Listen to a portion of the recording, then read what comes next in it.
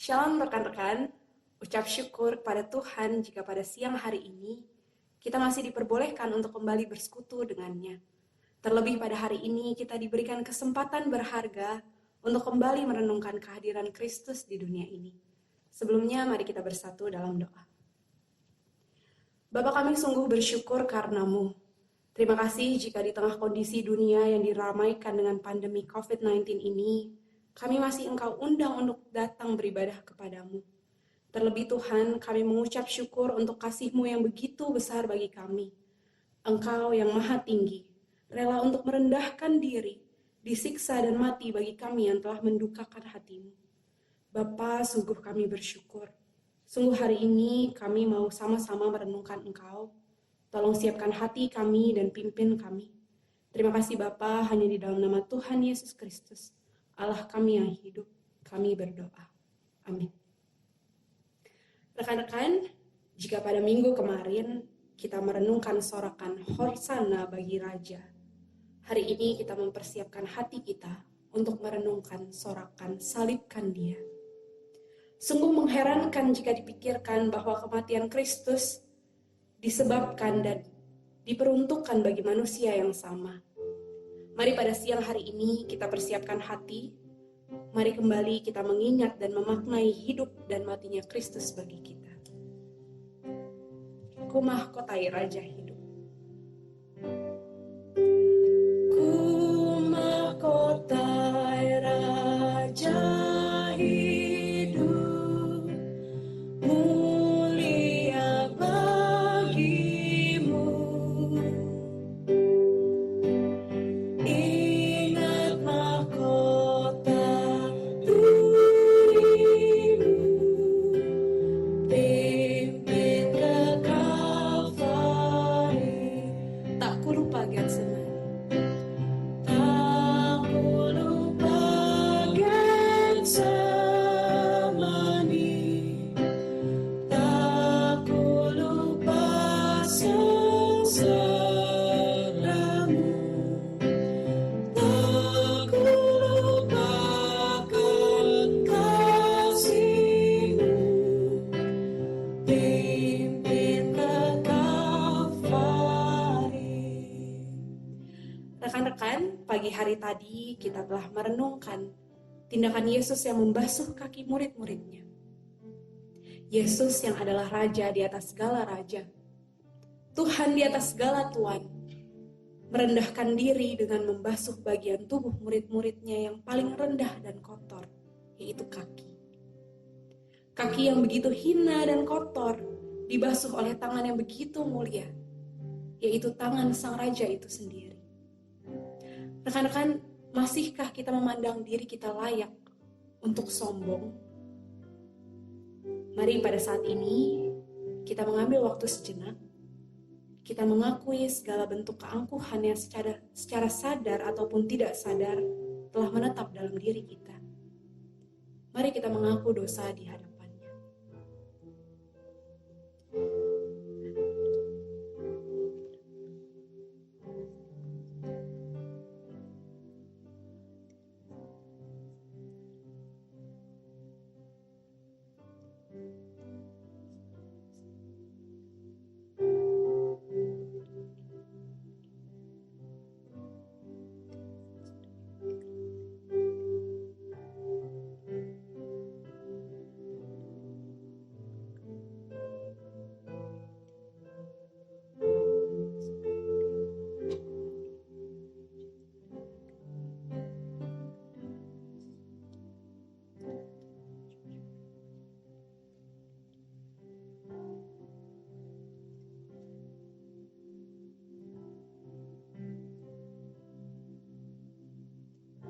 Tak ku lupa Getsemani.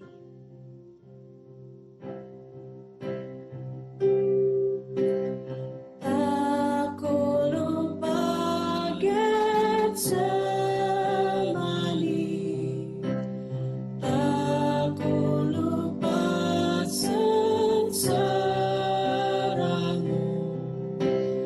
tak ku lupakan kasih-Mu.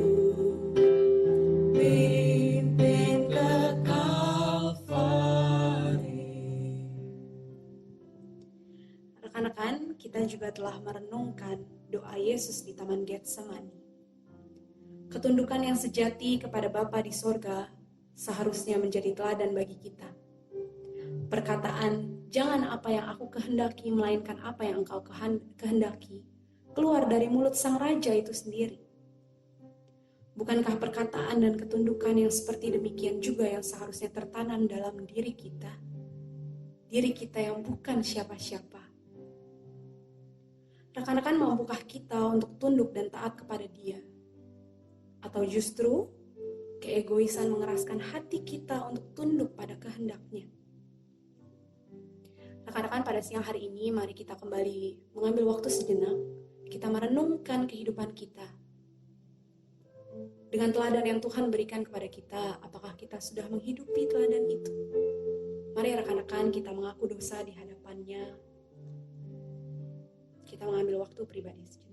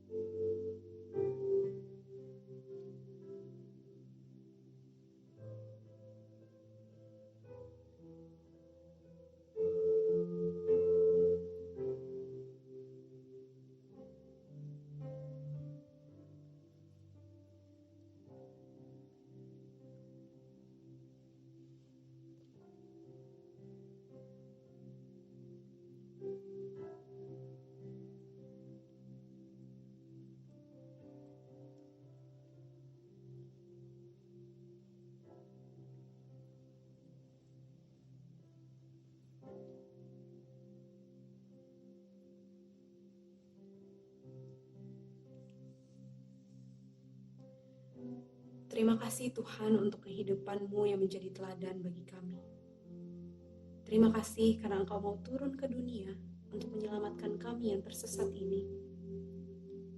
Tuhan, ajar kami untuk terus menjalani hidup yang terpaut kepada-Mu. Ajar kami untuk menjalani hidup yang terus-menerus merenungkan Engkau, sehingga pada akhirnya kami bisa semakin serupa dengan Engkau. Terima kasih Tuhan. Kami minta ampun untuk setiap dosa kami. Kami mohon pertolongan-Mu, supaya kami bisa hidup terus menjalani firman-Mu saja. Hanya di dalam nama Tuhan Yesus Kristus, kami sudah berdoa dan mengucap syukur. Amin. Ku mahkotai Raja hidup, mulia bagi-Mu. Ku mahkotai Raja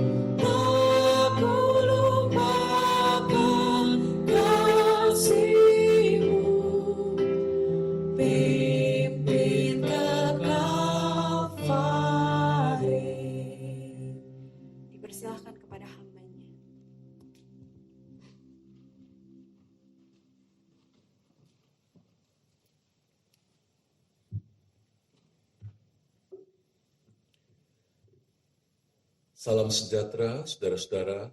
Pada siang hari ini, kita merenungkan bagaimana Tuhan kita, Yesus Kristus, menghadapi pengadilan di hadapan Mahkamah Agama atau Sanhedrin, sebelum dia kemudian diserahkan kembali kepada Pilatus dan kemudian disalibkan. Mari kita membuka firman Tuhan dan kita akan melihat dalam Injil Matius 26 ayat 57 sampai 68. Kita melihat Matius 26 ayat 57 sampai 68. Demikian firman Tuhan, Matius 26 ayat 57 dan seterusnya.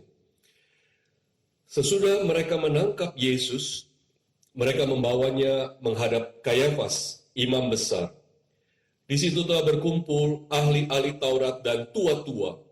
Dan Petrus mengikuti dia dari jauh sampai ke halaman imam besar. Dan setelah masuk ke dalam, ia duduk di antara pengawal-pengawal untuk melihat kesudahan perkara itu.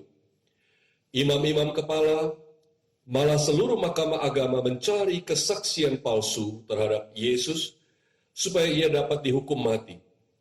Tetapi mereka tidak memperolehnya.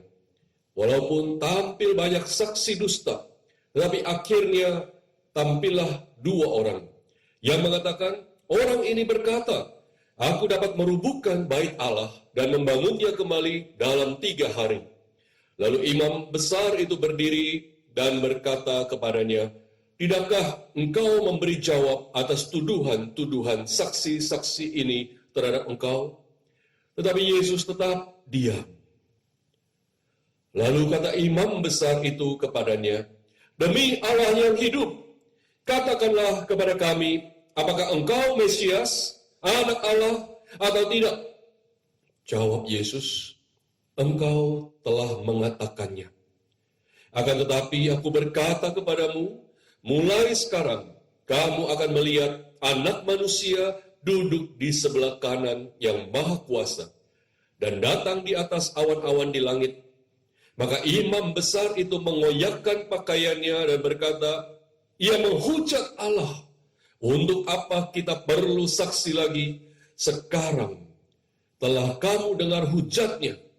Bagaimana pendapat kamu? Mereka menjawab dan berkata, ia harus dihukum mati.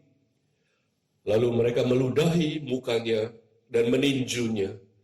Orang-orang lain memukul dia dan berkata, cobalah katakan kepada kami, hai Mesias, siapakah yang memukul engkau?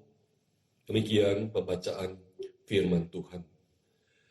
Saudara, masa-masa kesengsaraan Yesus, termasuk pengadilan dan bahkan kematiannya, itu terjadi dalam minggu perayaan Paskah oleh orang-orang Yahudi.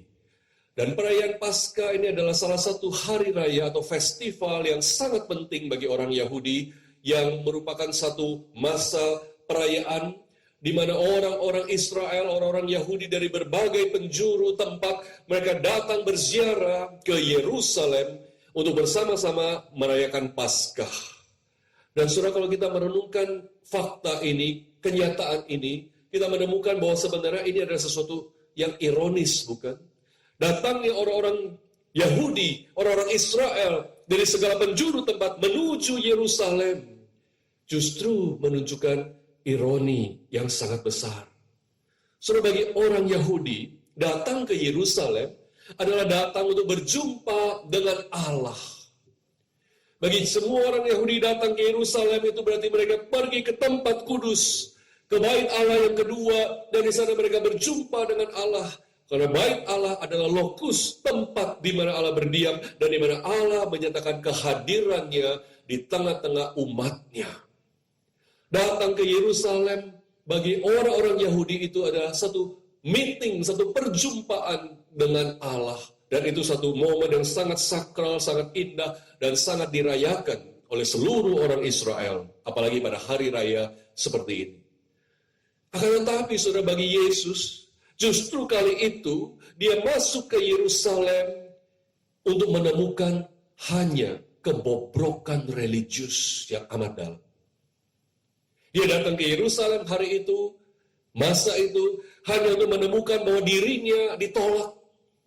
Dan maka dia datang ke Yerusalem untuk menemukan kenyataan bahwa dia dihukum mati di kota suci itu. Sudah kita melihat ini satu hal yang ironis sekali. Orang Yahudi datang ingin berjumpa dengan Allah ke Yerusalem, tapi justru ketika Allah yang sejati masuk ke Yerusalem, ketika Allah yang sejati datang ke kotanya, kota Allah itu, justru dia ditolak. Justru orang-orang Yahudi membenci dia dan kemudian bahkan membunuh dia. Yerusalem yang harusnya menjadi tempat yang begitu suci, tempat di mana orang-orang memperlihatkan kerohanian yang begitu dekat dengan Allah, kenyataannya justru menjadi tempat pertunjukan kebobrokan religius yang amat sangat, di mana Allah yang sejati ditolak, Allah yang seharusnya mereka berjumpa dengannya, Allah yang mereka rayakan, Allah yang mereka berpesta untuk itu, justru mereka tolak dan mereka hukum mati. Saudara, kalau kita lihat bagaimana setelah imam besar tadi di ayat yang ke-65 bertanya, kamu telah mendengar hujatnya, apa yang harus kita lakukan terhadap orang ini, terhadap Yesus? Maka jawaban mereka ramai-ramai di ayat yang ke-66, mereka menjawab dan berkata, ia harus dihukum mati. Ia harus dihukum mati. Saudara, di dalam bahasa aslinya, yang kebanyakan diterjemahkan dengan baik dan benar oleh versi Alkitab bahasa Inggris, sebenarnya dia layak mendapatkan hukuman mati. Versi ESV menerjemahkan he deserves death. Dia layak, dia pantas mati. American Standard Version, New American Standard Version menerjemahkan he is deserving of death. Dia layak untuk mendapatkan kematian. Saudara bisa bayangkan ironi yang luar biasa ini. Allah yang sejati masuk ke Yerusalem bukannya mendapat penyambutan, bukannya mendapat penyembahan, bukannya mendapatkan penghormatan, tapi justru dikatakan yang dia layak dapatkan adalah kematian. He deserves death. He is deserving of death. Yesus yang layak mendapat penghormatan dan penyembahan sebagai Allah yang hidup, justru dikatakan dia layak dihukum mati, dan ini terjadi di Yerusalem, kota suci. Yerusalem, kota Allah. Saudara, perikop yang kita baca ini memang penuh dengan ironi. Penuh dengan ironi, melihat bagaimana Yesus diadili dalam pengadilan yang sangat tidak adil ini. Hati kita seakan ingin berteriak seperti Nabi Habakuk mengatakan keadilan muncul terbalik. Ini yang kita lihat, bukan keadilan muncul terbalik. Kacau balau, apa yang seharusnya benar jadi salah, dan salah jadi benar. Ironi yang luar biasa, kita melihat bagaimana dalam pengadilan ini sang pembebas itu justru terikat, tidak berdaya.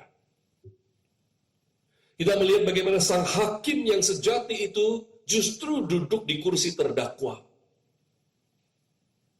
Dan kita melihat bagaimana yang kudus itu, the Holy One itu justru dituduh berdosa. Kita melihat bagaimana Raja kemuliaan yang sejati mengalami bagaimana dia direndahkan. Dan kita melihat bagaimana sang kebangkitan dan hidup ini justru menemui kematian. Di kota yang suci ini, di kota Allah ini. Saudara, kita tidak akan pernah bisa mengerti mengapa dalam menghadapi semua ketidakadilan yang luar biasa ini, yang Habakuk katakan keadilan muncul terbalik ini, kita tidak pernah mengerti mengapa Yesus diam. Yesus sebenarnya punya kuasa untuk melawan semuanya itu. Yesus punya kuasa untuk memutarbalikkan keadaan dan menyamakan skor, bahkan melebihi skor para lawan-lawannya. Tapi Yesus diam. Kita melihat bagaimana saksi-saksi palsu bangkit.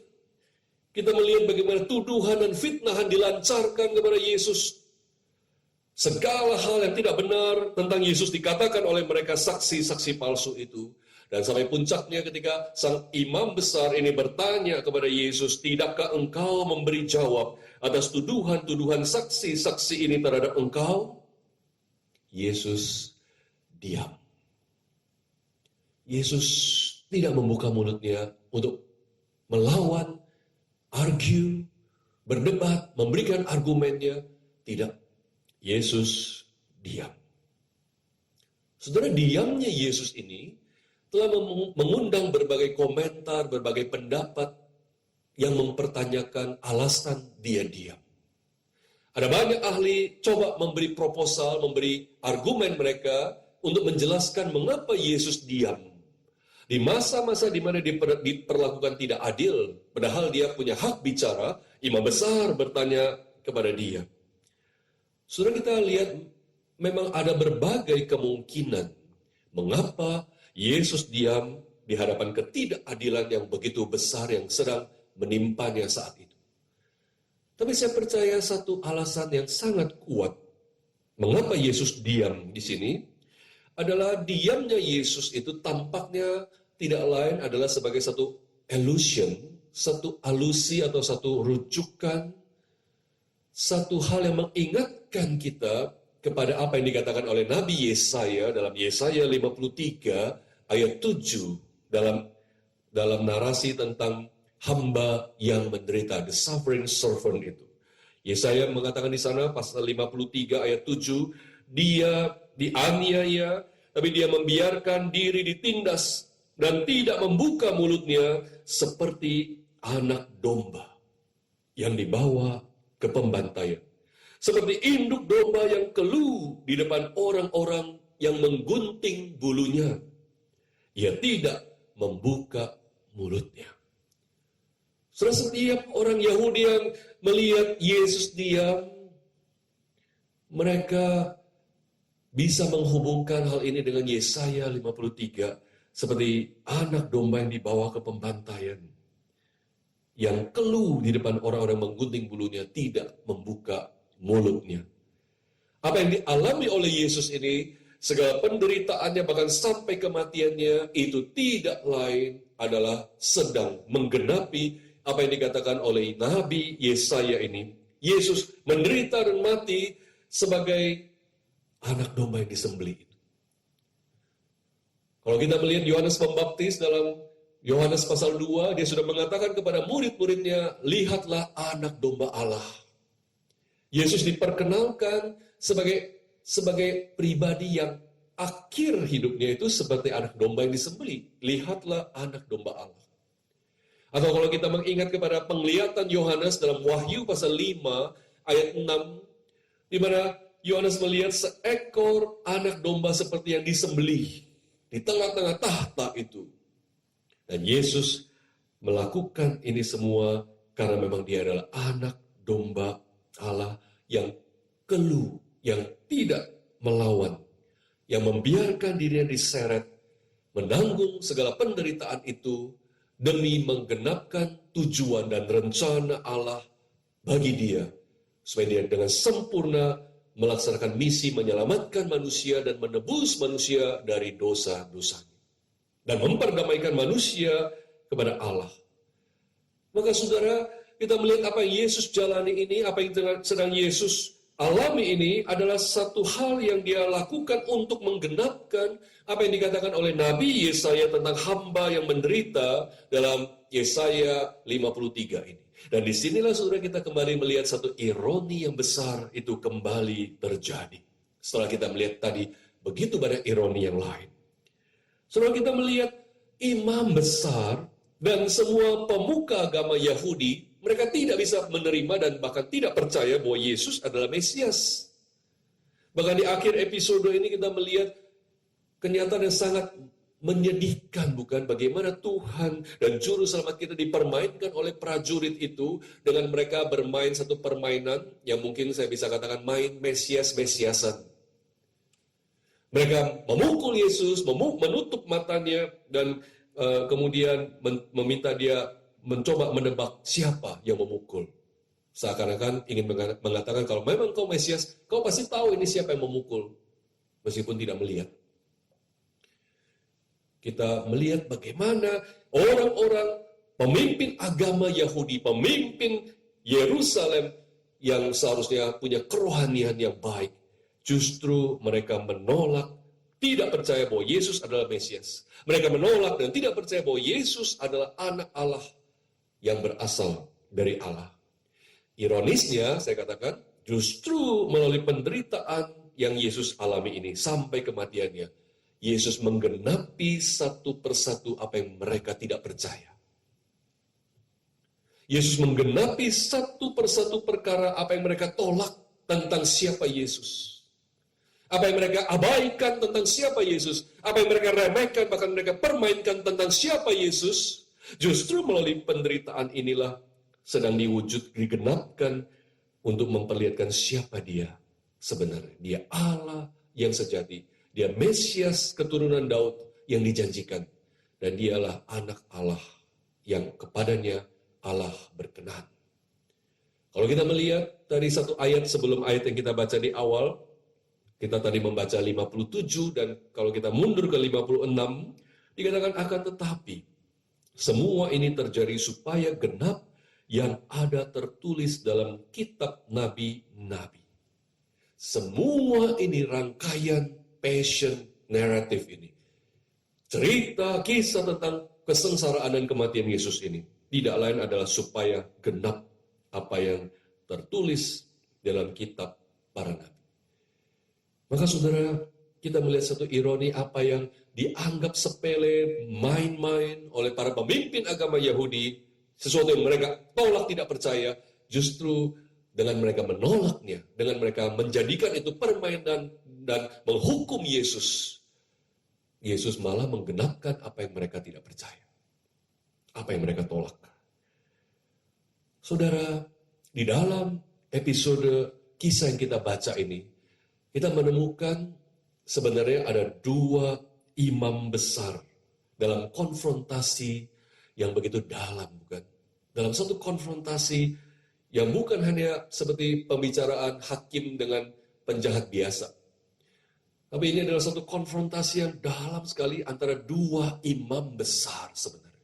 Yang satu adalah imam besar Yerusalem, imam besar Israel, Kayafas. Tapi yang satu lagi adalah imam besar yang sejati, imam besar seluruh dunia. Imam besar Israel, dia menolak Yesus. Dia tidak percaya kepada Yesus sebagai Mesias dan sebagai anak Allah. Dan dalam konfrontasinya dia selalu ingin memojokkan Yesus dan mendukung saksi dusta yang mengatakan sesuatu yang salah tentang Yesus. Tapi imam besar yang satu lagi, Yesus Kristus, imam besar sejati, dia menggenapkan apa yang ditolak oleh sang imam besar Israel. Dan konfrontasi ini, saudara, kalau kita melihat akhirnya dimenangkan oleh siapa? Dimenangkan oleh imam besar sejati, yaitu Yesus Kristus. Karena melalui semuanya ini, Yesus berhasil mencapai apa yang harus dia jalankan. Menggenapkan seluruh rencana Allah, tujuan Allah, misi Allah bagi dia, tanpa kurang satu apapun, tanpa kelemahan sedikit pun. Yesus menggenapkannya dengan sempurna. Maka dalam konfrontasi dua imam besar ini dimenangkan oleh imam besar yang sejati, Yesus Kristus. Meskipun dengan cara yang bagi kacamata dunia, dalam cara yang tampak oleh dunia seperti sebuah kekalahan. Memang dunia tidak bisa melihat itu sebagai kemenangan. Tapi dalam kacamata Allah, konfrontasi ini dimenangkan dengan mutlak, dengan telak oleh Yesus Kristus. Maka saudara, kita melihat cara Allah mencapai tujuannya di dunia ini. Tidak selalu harus dengan show of power, pertunjukan kuasa. Cara Allah untuk memenangkan pertempurannya di dunia ini tidak selalu harus melalui pertunjukan hikmat, show of wisdom, atau untuk mempertunjukkan intelektualitas, atau kekayaan, atau segala kelebihan yang lain. Cara Allah untuk memenangkan pertempurannya di dunia seringkali justru melalui jalan, tanda kutip, jalan kalah. Seperti apa yang Yesus perlihatkan di sini.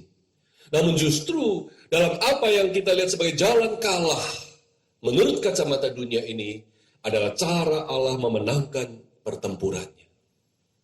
Maka saudara, di sini kita melihat ketika kita mengingat kepada tema kita not I but Christ. Bukan berarti kita diam di tengah-tengah ketidakbenaran. Bukan berarti kita diam tidak mengatakan kebenaran. Bukan berarti kita diam terhadap ketidakadilan yang terjadi.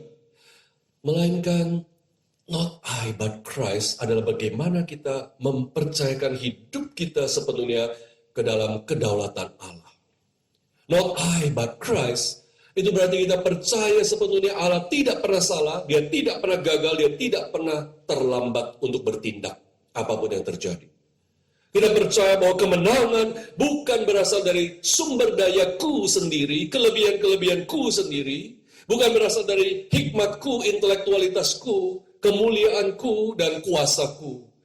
Melainkan kita percaya keberhasilan, kemenangan, mengatasi, melewati apapun, karena Allah berdaulat dan Dia memegang kendali dalam segala sesuatu.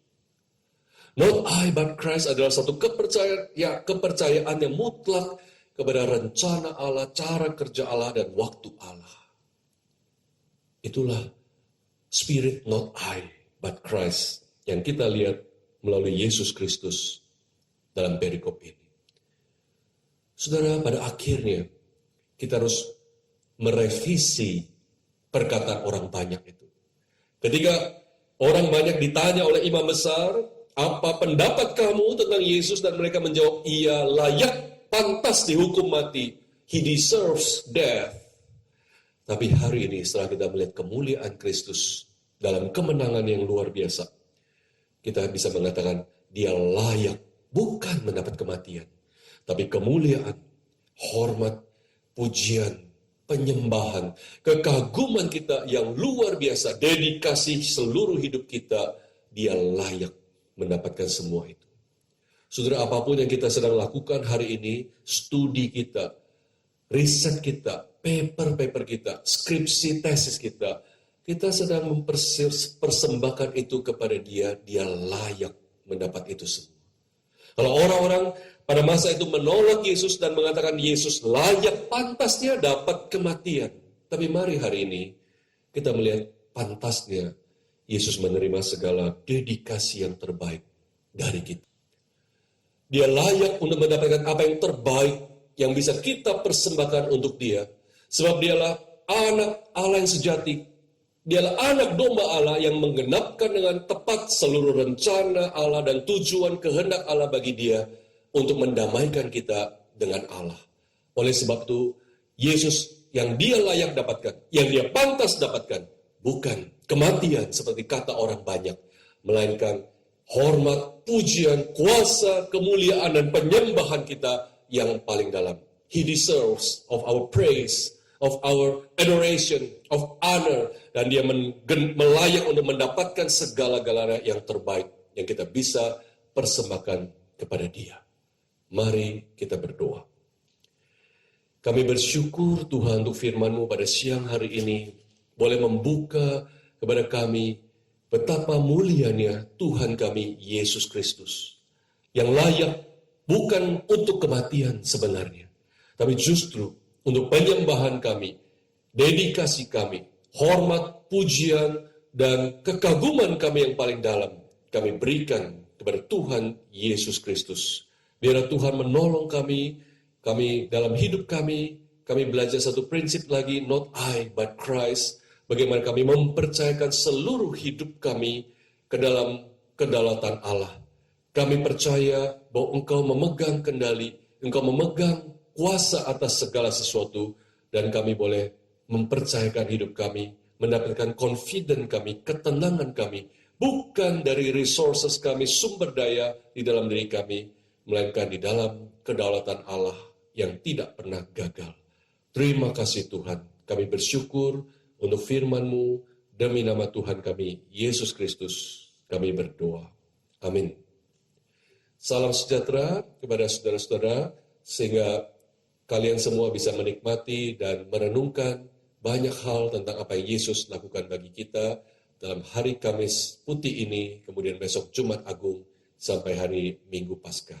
Terima kasih.